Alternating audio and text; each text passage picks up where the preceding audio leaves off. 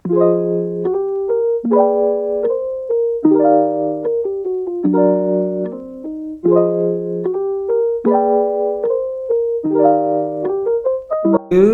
morning, guys. So I am currently here sa may BGC sa may port area and kakatapos lang ng aking meeting. So, ayan, nandito ako sa Hotel 101. Wow! And, ayan, ang aga ko nagising kanina mga around 8 a.m. Tapos, nag-freshen up lang ako. Then, gumora na ako sa work. Then, pangalawang meeting na to for today, Saturday, January... Wait lang, ayan na naman tayo eh. January 24, 2025. And ayun, pag weekends talaga or pag Friday going to weekends, ayan, dyan bumubuhos yung ang daming meeting. And ang tagal nung dating ng elevator kasi gusto ko makita. Dahil meron tong view, actually meron siyang view. Nakakuha na ako ng clip kanina or ng photo. So ayan, let's appreciate this. And ayun, very quick lang kasi malapit na rin naman yung elevator. Gusto kong umakyat dun sa pinakatuktok kasi gusto kong makita yung view. And kung may pool, so sana merong pool. Wala, hindi pala. Wait lang. Tara lang tayo sa level 3. Ayan, sa level 3, nadudun yung cafe, yung gym, yung conference room. Tapos sa G naman is yung lobby. So hindi ko alam kung ano yung letter D. Okay, unfortunately, ayun. Hindi nga tayo nakaakyat sa roof. Yung sa pinakataas, pero ayun, wait lang, ito na naman yung aking eyes. And kailangan kong gumamit ng shades. Ayan, nandito ako sa may pool area, pero ito kasi yung itsura. Pero, ayan, maliit lang naman yung pool nila. And I'll try na makakuha ng clips dun sa part na yan.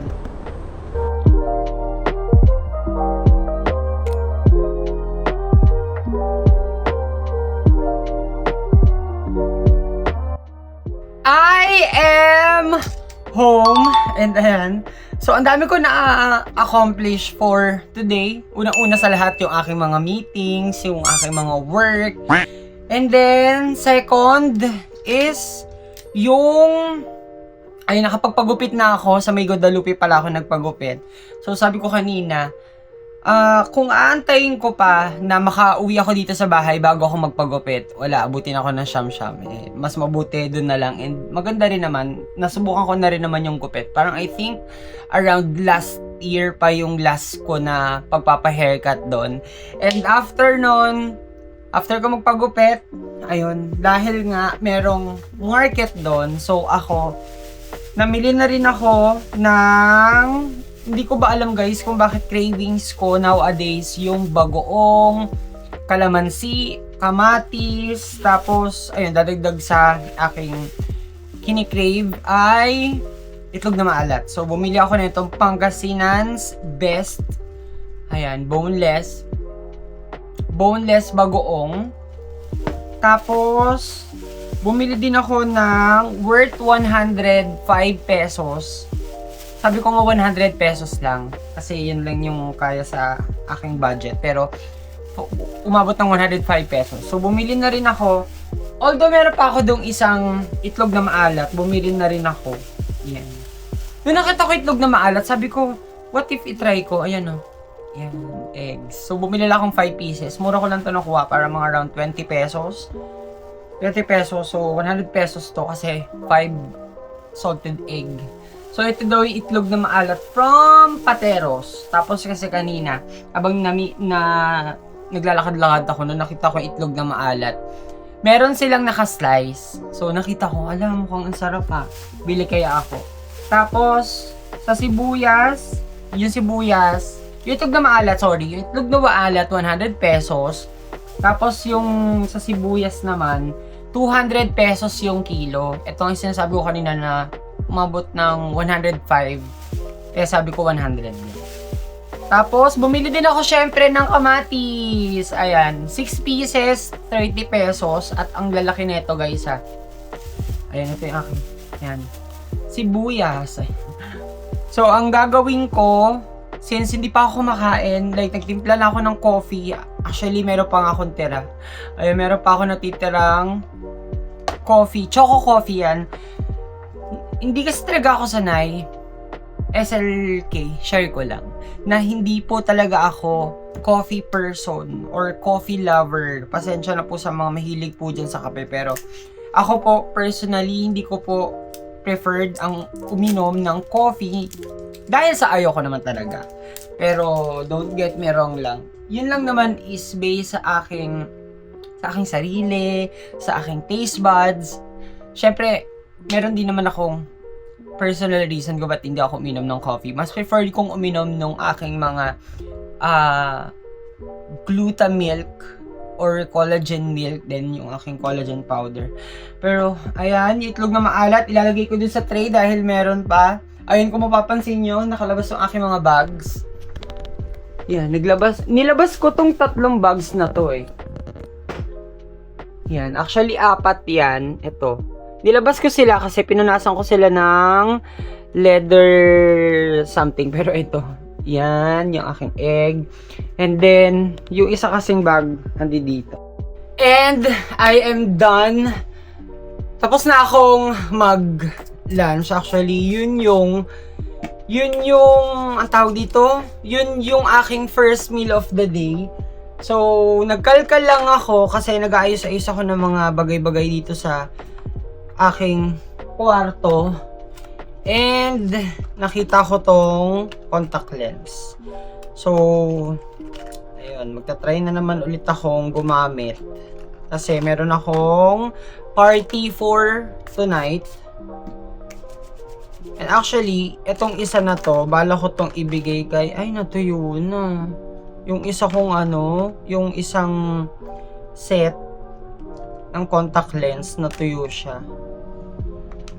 Alam nyo guys, for some reason, nung nagsisimula pa lang akong gumamit ng contact lens, hindi talaga ako sanay as in. Ayan. Ito ang shade nito. Nabili ko to actually sa TikTok shop. Tosi. Yan. Alam ko na i-vlog ko to eh. And then, syempre, yung aking solution is ito. Yan yung aking ginagamit na solution. So, iyan ko lang siya. Yan. By the way, tomorrow, meron kaming a-attendan na fiesta. In-invite kami ng girlfriend ni Philip na pumunta doon. Pero, ang mauuna lang is ako tsaka si Paulo. Kasi si Patricia meron siyang entrance exam and we were so happy kasi mag-first year college na si Patricia. So, sasamahan siya ni Mami kaya definitely, mauuna muna kami. Mauuna muna kami ni Paulo. And ayun, buti na ilipat ko na maayos. Wait lang, naglilipat kasi ako ng contact lens. So, tapon na natin yan. Actually, maganda naman tong contact lens na to eh. Talagang parang foreigner ang mata. Pero, for some reason, hindi siya nagiging kasundo ng aking eyes. Kasi pag naglalagay ako nito guys, parang medyo blurry yung aking paningin. So, ilagay ko lang siya. And ito, let's throw it away. Here, wait lang, kailangan ko na rin palang magtapon ng basura. Kasi ayan, ginagawa kong hobby na magtapon ng basura every now and then para malesen yung kalat. So ito, wait lang, lapit ko yung aking camera. So ayan, pag nilalagay ko siya, tawag dito, medyo hesitant pa ako. Pero wait lang, kailangan masanay talaga ako guys kasi ang ganda. Sobrang fashion kong fashion. Pero ayun, lagay ko lang siya. Alam ko mali yung pagkakaano ko eh. Kailangan nakaganyan. Tama ba? Comment down below. Tapos, eto na yung part na talagang ang hirap. Diyos ko. Wait lang, paano ba to? Gaganyan ka ba? Uy, kinakabahan kasi ang tagal kong hindi wait lang, ang tagal kong hindi nagkabit ng contact lens. Although gustong gusto ko naman siya, yun nga lang kasi talagang hirap. So okay, kailangan ko lang masanay. Wait lang. Hindi pa rin. Wala. Hindi pa rin siya pumapasok. At nanginginig yung aking kamay for some reason. Ay, maglagay tayo. Lagyan natin siya ng konting solution. Ay, nanginginig yung kamay ko. Shit. Yan, konti lang. Diyos ko, dito pa lang yan sa left eye pa lang. Hirap na ako. Pero, ayan ang tinatawag na tiis ganda. Sige. Anong mata, ibuka. Oh my God. Hindi siya pumapasok. Ano ba to? Wait lang. Gamitan natin ito. Ayan, gamitan natin yan. Ayan, ewan ko na lang ha. Gantong-ganto rin yung naramdaman ko nung time na ayun, nagsisimula nga ako magkabit. Pero sino ba ito nag-message? Hey, wait lang. Nag-message yung friend ko.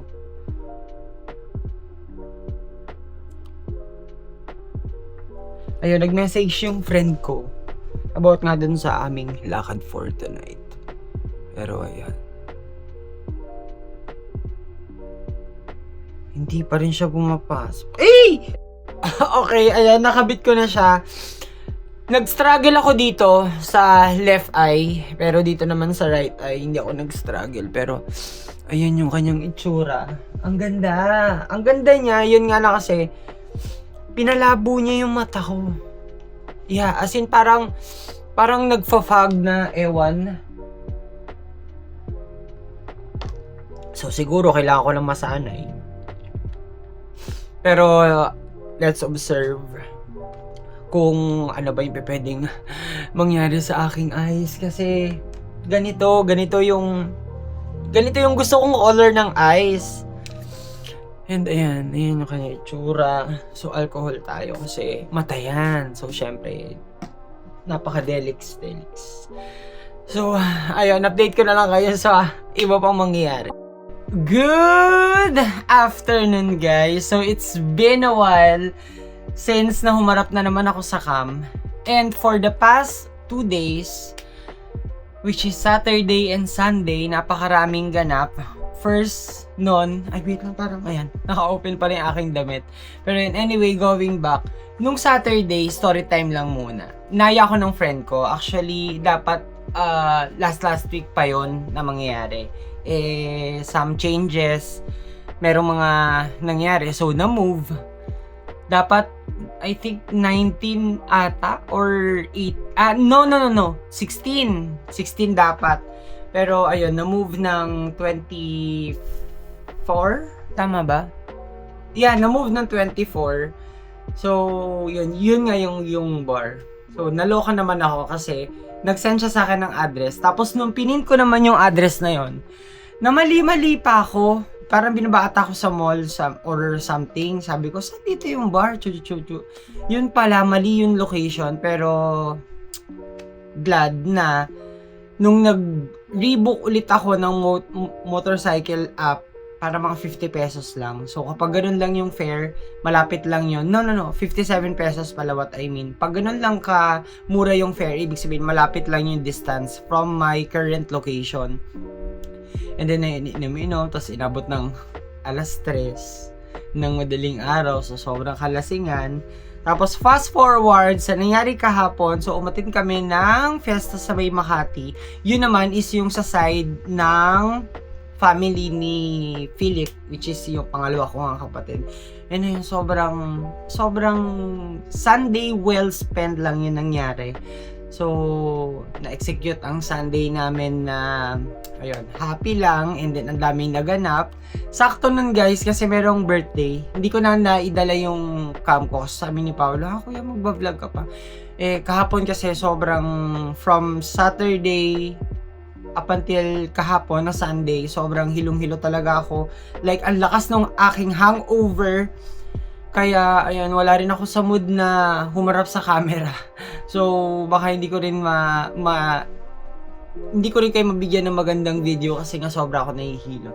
Tapos, ayun, kahapon na din dumating yung mga loose stones na in-order ko from the previous shop. Tapos, yung in-order ko naman from the from the new shop. Hindi ko na sasabihin kung saan. Hindi ko na rin, pakita ko ba? Kasi sobra ako na happy eh. Pero, nag-addition na lang ako ng 2 pang round. And ito, ready na to for pick up. Pipick upin kasi to sa akin para magawa siyang earrings. Kasi yung 2 circle dito na stone, moissanite stone to, by the way. Moissanite stone, ipipick up siya dito, tapos dadalhin siya dun sa aking trusted na platero. So, ayun lang siya, ayan, dainty lang. Kasi ang binabalak-balak ko dito sa ganitong cut, which is yung emerald cut, gagawin ko siyang single necklace. Yung parang ganyan lang siya. Ayan, para lang siyang naka-float na isang stone. So, i-share ko rin naman yun sa mga susunod kapag natapos na. And excited ako kasi actually, mas excited ako dun sa pagpapagawa ko ng hikaw para kay Isha. Kasi ilang karat din yun. Mas malaki yun from the previous niya na gamit. And ngayon, hindi pa ako... Pero nakaschedule ako ngayon para magkita kami ni Elle. Kasi from Wednesday last week, hindi na kami nakapagkita. Gawa nga ng after natapos yung kanyang mga leaves, yung kanyang mga day offs, hindi na, umuwi na ako dito kasi busy na rin naman siya sa work. Yung schedule niya for work is laging panggabi, meron pang hapon, meron na, di naman pang umaga, pero ngayon, Monday. By the way guys, today is January 26, 2026. So, kaninang morning, actually maaga ako nagising eh. Kahapon kasi, after namin dun sa fiesta, sila mami na una umuwi. Tapos sumunod na rin ako. Kasi, meron naman akong hinabol na work. So, kumayod po ako kahapon kahit na sobra akong lasing na lasing. For some reason, sayang din naman kasi talagang lumaban din naman ho kasi ang trabaho natin kahapon. So, talagang ang mga kaganapan kahapon, inom.